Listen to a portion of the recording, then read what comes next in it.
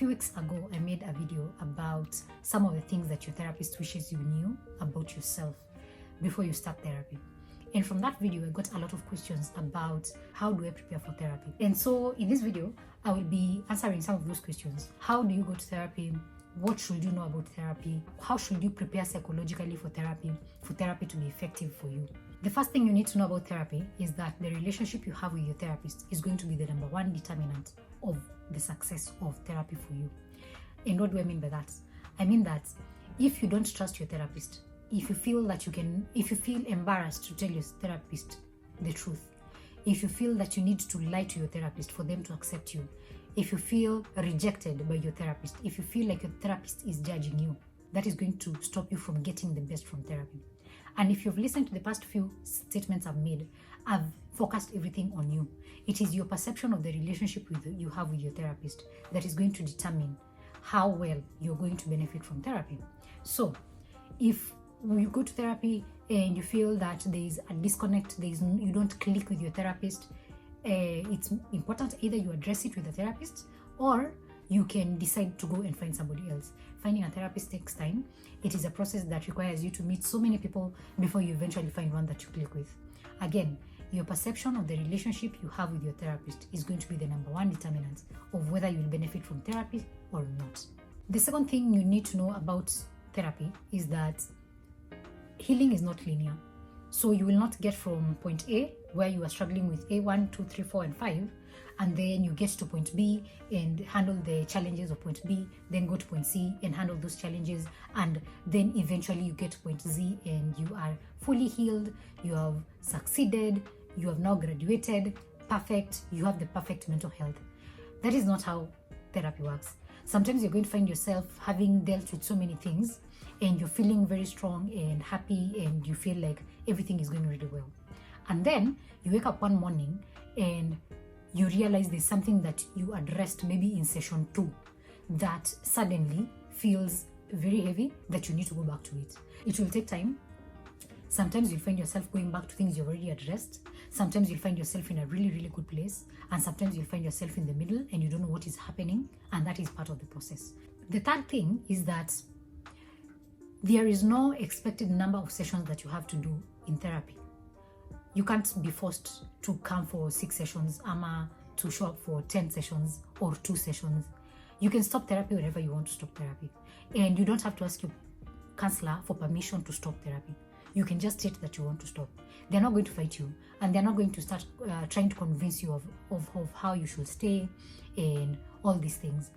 You guys can discuss and you guys can see what is doable for you.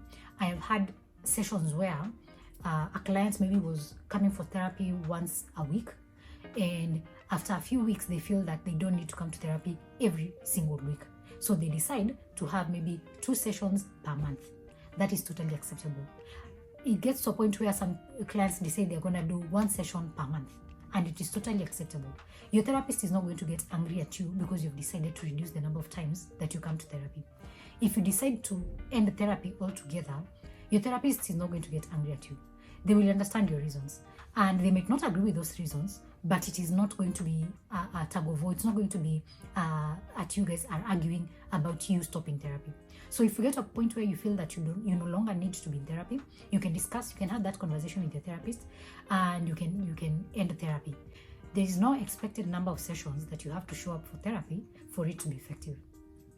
Some people benefit from 2 sessions, some people benefit from 5 sessions, others from 20, others from 10 years of therapy.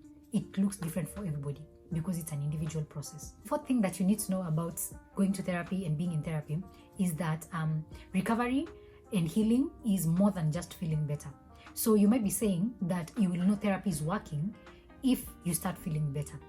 But I am here to tell you that that is not the best measure for knowing whether therapy is working or not. It is a measure, but it's not the best measure. It's not the best thing that you use to gauge whether therapy is working or not.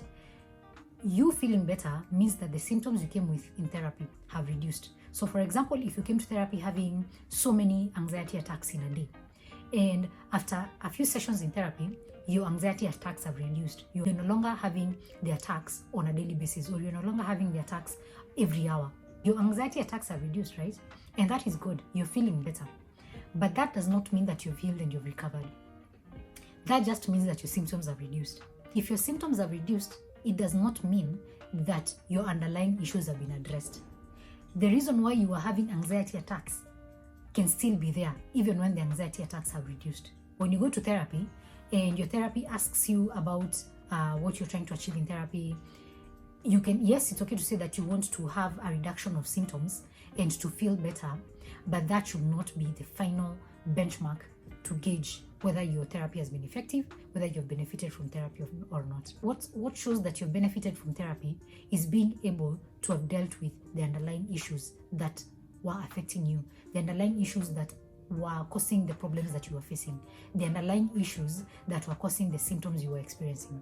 So differentiate between those two things, feeling better and recovering. Another thing that you need to know about therapy is that when you come to the sessions, we will talk about everything. No topic is off limits. We can discuss anything you really want to discuss. You and your therapist can talk about anything in the world. But you have to know that there are limitations to confidentiality. A good therapist is going to tell you about the limitations of confidentiality. And they will tell you those limitations very, very early on in the relationship. They should actually tell you about the limitations of confidentiality in the very first session. They should tell you that if you mention that there is ongoing abuse of a child or an elderly person or somebody who cannot take care of themselves, maybe they are physically challenged or mentally challenged and they cannot take care of themselves and they are being abused by you or somebody in your home, that is a limitation of confidentiality, and that your therapist will have to report. That should not stop you from discussing things with your therapist. Your therapist is not out to lie to you or to deceive you into accepting therapy. You come to therapy because you want to be there. Another thing that you need to know about therapy is that your therapist does not need you to be afraid of them, to treat them like a god, to treat them like an expert, or to submit to them, or to defer to them when it comes to decision making. Your therapist does not need you to ask for their permission before you make a decision or before you do something.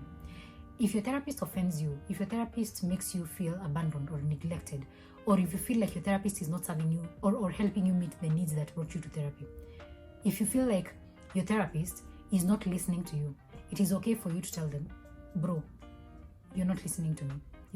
It is okay for you to tell them, you've offended me in this way. I feel neglected and abandoned by you. I feel like you don't understand my point of view. It is okay to tell your therapist things. It is okay to give your therapist feedback. If you treat your therapist like a god, or if you treat them like they hold all the answers in the world, then you take away your own ability to make decisions. It's important for you to realize that therapy is a collaboration. Therapy is between two people, or a family if it's family therapy. But at the end of the day, it is you and your therapist. And both of you are in a relationship together. And you cannot leave decision making to one person. You cannot leave goal setting to one person. The same case applies to your therapist, of course. You should not think that your therapist is going to do everything for you, and your therapist should not do everything for you and should not even try to do everything for you. It is okay to tell your therapist if they offend you, and it is okay for your therapist to tell you the same thing. If you offend the therapist, your therapist should be able to tell you, because that's how relationships work. In the therapeutic relationship, we are trying to model what a healthy relationship should look like. That's why we insist on boundaries. That's why we insist on open communication. That's why we insist on trust and honesty. That's why you should be able to tell your therapist and give them feedback if you feel that they've done something wrong to you. And they should be able to give you feedback if you do something wrong to them. Last but definitely not least, the thing you need to know about therapy is that one session will not solve all your problems. Your therapist cannot fix you because you're not broken, and you have to do the work. You have to show up for sessions on time. You have to keep your appointments. You have to do the homework that your therapist gives you. You have to practice the things that you guys discuss in sessions outside your session. Let's say, for example, we talk about communication skills in therapy. When you go home after the session, I expect you to go and practice those communication skills that we just discussed out there. Remember, in a week, there are 168 hours. Your therapist only gets to be with you for 1 hour out of those 168. What you do in those other 167 hours is much, much, much more important than what happens in that 1 hour in therapy. Your therapist does not live with you. Your therapist cannot be with you in every situation. Your therapist cannot speak for you in every situation. Your therapist cannot advocate for you in every situation. There are days that it will be hard and you will not want to come to therapy. It will feel very emotionally draining because of the emotional work that you're doing. The emotional labor can be quite heavy. And on those days, you'll be like, I do not want to go to therapy. But on those days, I will encourage you to go to therapy, because that is growth, that is learning, that is how it feels like when you're dealing with heavy things. There's some days that therapy will be so much fun, you will not even believe that the hour is gone. You will not want the session to end, and that is also okay. So always know that the days are going to look different, the sessions will look different, and the experience will be different. Throughout that entire process, you're going to get to have highs and lows, ups and downs, and it is part of the healing journey. As I said, don't forget that you're the expert of your life. Your therapist does not know you the way you know yourself. Nobody knows you the way you know yourself. And that's why it is okay for you to ask for what you need. It is okay for you to advocate for yourself. With those few points, I hope you have gotten an idea of what it will be like when you go to therapy, when you start therapy. And this video is a special dedication to my clients, of course, whom I have worked with in the past, clients that I am currently working with, and the clients that I'm going to work with in future. I want you to know that this is the reality of being in therapy, that is what the process looks like. Those are some of the things that you need to put in mind before you come to therapy. That is the psychological preparation that you can put in place before you even book your very first session. So if this sounds helpful, share it with a friend who is about to start therapy, or anybody that you know might be interested in going into therapy. Share this with them. Let them know that help exists.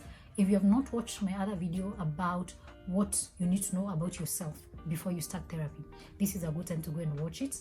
And in the next video, we'll be talking about what you need to know about your therapist before you even start therapy. So look out for that. And thank you so much for listening. I will see you in the next video.